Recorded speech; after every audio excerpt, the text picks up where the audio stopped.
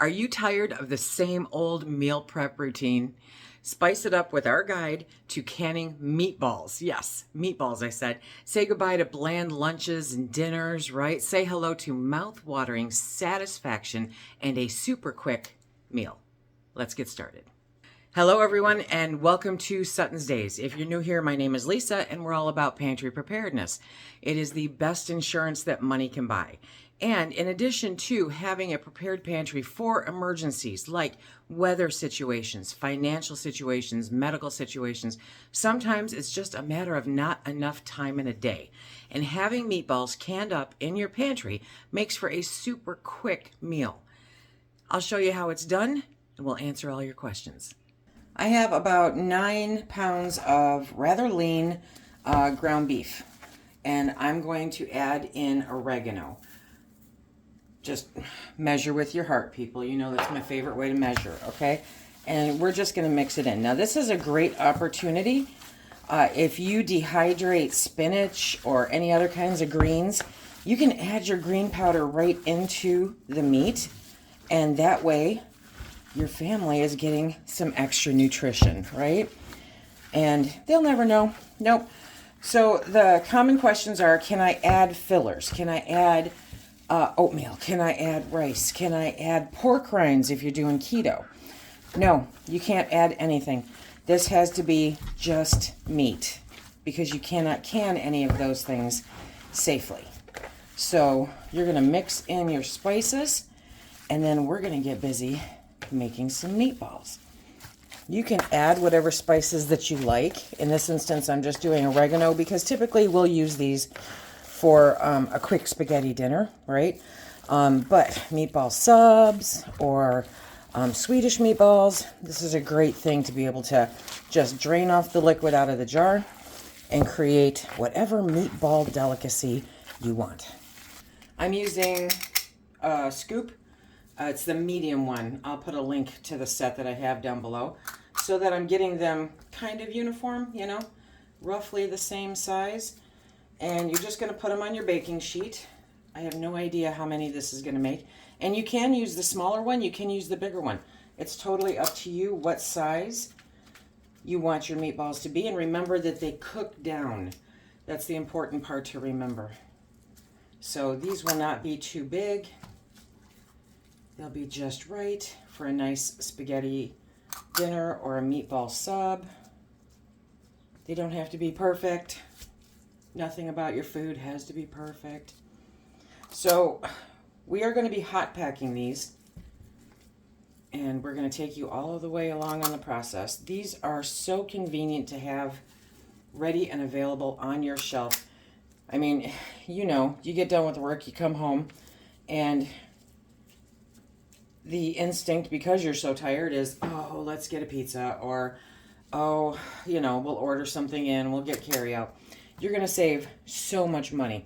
And if you guys are like me, the meat prices are going up significantly. And so I'm going to stack it to the rafters. I'm going to make sure that me and mine have what we need for when things start getting really tough, because they're going to start getting pretty tough. Okay, now we're going to put these in the oven at 375 degrees until they're nice and brown. Okay, so just to do a little recap here before we start filling jars. Your meatballs need to be made of meat. Okay, no fillers. So no oats, no rice, no crackers, no bread, no crumbs, no pork rinds if you're doing keto, no almond flour, nothing, okay? But you can add dried herbs, spices, dehydrated or freeze-dried vegetables that you've ground into a powder. Absolutely, you can add those. You just cannot add anything that's not approved for canning. So that includes any kind of flour, any kind of starch, any kind of filler. And I always get the question, can I use frozen meatballs that I get from the store? No, you can't, because those have a lot of filler in there and some questionable ingredients. So, homemade meatballs, these can be canned. What can you make the meatballs out of? Ground beef, ground pork. What about ground poultry?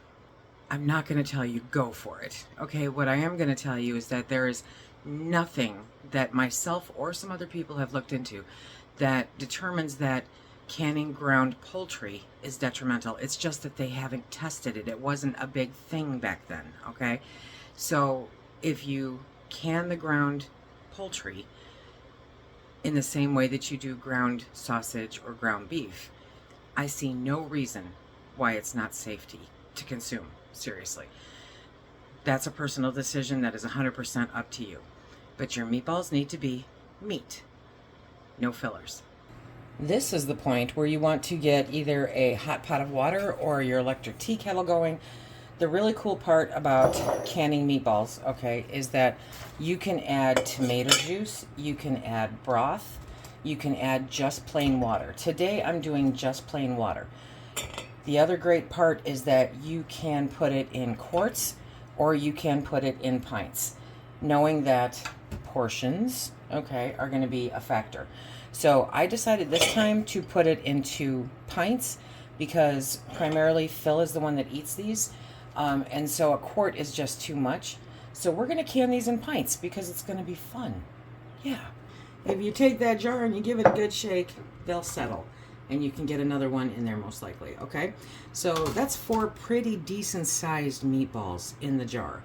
And yes, it's gonna be, you know, a bit of water, but that's fine. That's to be expected. It's a meatball. Look at Mom's mason jar, love it. So we're going to get these filled and then we'll add the water. I have the canner heating up right now and I have the last of the meatballs in the oven. Don't push on them too hard because they can fall apart. While you're filling these, you see how this is, it's because the meatballs are hot, okay? While you're filling these up, give them a shake, right? You're fitting them all in. Be cognizant of your headspace. You want that 1-inch headspace. That is still the headspace that you need to have when you are canning these up. So if you're single, if you have only one person in the house that really eats it, this is perfect. And you'll have easy, ready meals quickly. Wide mouth versus regular mouth. That's always a nice little debate going on. I have a combination of these jars because to me, it doesn't matter. It's a jar. I know how to get it out of the jar, okay? So whatever you prefer, whatever works best for you, that's what you do. I don't think it's going to be any easier, truthfully, to get them in or out of a wide mouth versus a regular mouth, but there are people that will debate that. Which do you think? I have 16 jars. They have, for the most part, 4 meatballs in each one. This one has 2, and that's fine because we're going to do the headspace to 1 inch. It doesn't matter. So now we're going to take our hot water or hot broth or hot tomato juice or hot tomato sauce. You know, if you want to add a pasta sauce to this, that works. Watch your sugar content. If you use one of the pasta sauces that are kind of high in sugar, then it can run the risk of scorching. I'm not saying it will, I'm just saying that it can. So we're going to fill these all to 1-inch headspace, and then we're going to debubble very gently because most likely there's air getting trapped underneath the meatballs. Okay, so while my kettle is heating up, I'm going to debubble these ones. Now that one's the easy one because there's 2 meatballs in there, okay? So you're just going to get in there, kind of move it around a little bit, make sure to shake up the fun, okay? And watch your headspace. If anything is sticking up over 1 inch, then it could cause siphoning, which could cause a failure. So that's something that you want to be aware of. Try not to smash your meatballs while you're doing this. See, like that one, that's definitely sticking up. This one has too much water, so I'm gonna take out some of that water. But this meatball is going over here. Okay, and we're still at 1-inch headspace. Life's good. Now we are gonna wipe off the rims. We want to make sure that there's no debris on any of the rims. I use vinegar. You can use water. It's totally up to you. Okay. Somebody may ask, can I use bouillon if I don't have stock? You can, but you want to go light on it because it could, if it's salty, okay, it will really be a salty meatball then. which can be rectified, but the salt content can sometimes be a bit of an issue. So if you use a low sodium, then it should work out just fine. Okay, so now we're going to put the lids on now that the rims are wiped off. The heater has been canning up. As always, I use 4 jars canning lids, my absolute favorite. I'm not just saying that, I mean it. They really are my favorite. The failure rate on these is remarkably low. For that reason, the price point, oh my gosh. Okay, they don't try to gouge you. It's what a novel idea, right? And they're a high quality canning lid. Remember, I miscounted. Remember, if you use the discount code Suttons10 on their website, you get 10% off. Yes, you do. Okay, now we're going to put the rings on. You want to put them on finger tight, okay, which means don't crank them on. Just go until it stops. Remember, they don't have to be pretty and shiny and new. It's not an engagement ring. It's a tool. You don't expect your hammer to be bright and shiny, so don't expect this to be bright and shiny. As long as it does the job that it is intended to do, you are good. So I'm going to get the rings, thank you, on all of these. Get them into the canner, the nice hot canner, because the liquid in the jars is hot. It was boiling water. So you want to make sure that the liquid in your canner pardon me, is also hot, because you don't want thermal shock. That is a waste of a jar. That is a waste of food, and it's a pain in the hoozy-wutsits. Another thing to remember is that the meatballs can be whatever size you want them to be, okay? Just because I made them this big or this small doesn't mean you need to. Make the meatballs any size you want. Use quarts or use pints, depending on what works for you and your household. That's the important part. This is what is working for me and my household, so this is how I am doing it. But I do love being able to put up small meals. Okay, everybody's in the hot tub, and so now we're going to put the lid on. Very carefully, because everything's hot. Okay. Now we are going to let it heat up until there is a steady stream of steam coming out of the vent. It must be a steady stream of steam. If you can't see it because of the lighting, I get it, but it is audible when it becomes a steady stream of steam.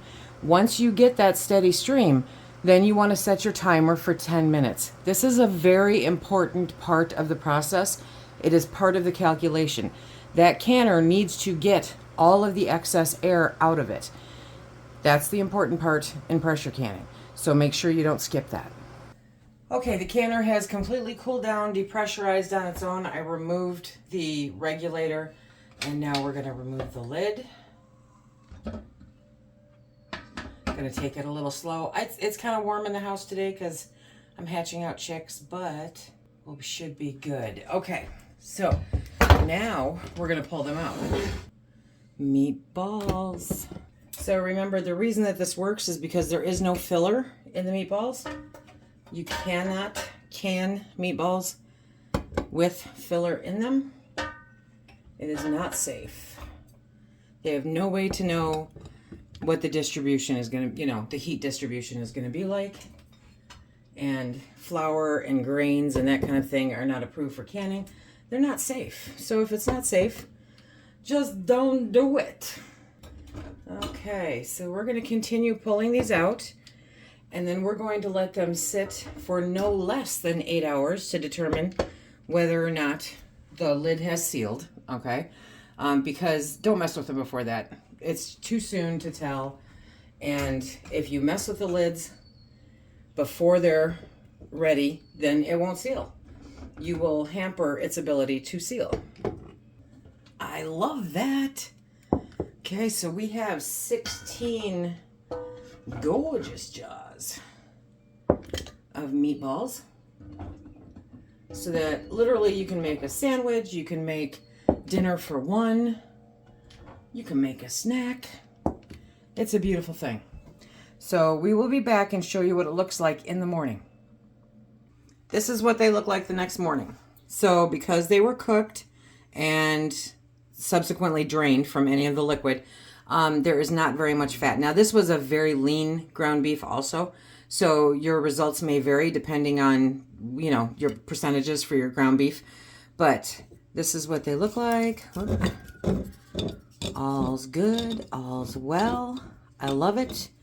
They all sealed. Now, like you can see, this one, there's some stuff floating on the bottom. Some of these fell apart a little bit when I put them in. That was me. But only a little bit. For the most part, the meatballs are intact. These are going to be absolutely fantastic. So, Lisa, it went down a little bit. Yes, it did. Which means that I had some siphoning. Not the desired outcome, but I know why it did it. So, it's fine if the meat is above the liquid. That is absolutely fine, okay, because it vacated the air that's in there. Will it change color? Possibly, but it will revert back once you open the jar and do whatever you're going to do with it. So it's still all safe and it's still all good. It's just one of those things that happens when you can things like this.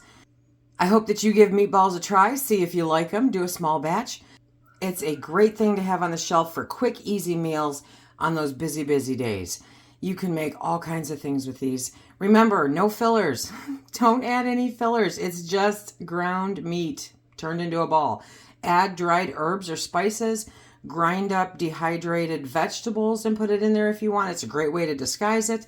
It's all good. So I think this week we'll be having some spaghetti and meatballs. Phil will be having some spaghetti and meatballs. I might just have some meatballs. Okay, everybody, if you want to check out how I did it previously in quarts, I canned up, I think, 20 pounds of burger. Check out this video right here. And until next time, everybody, please be safe.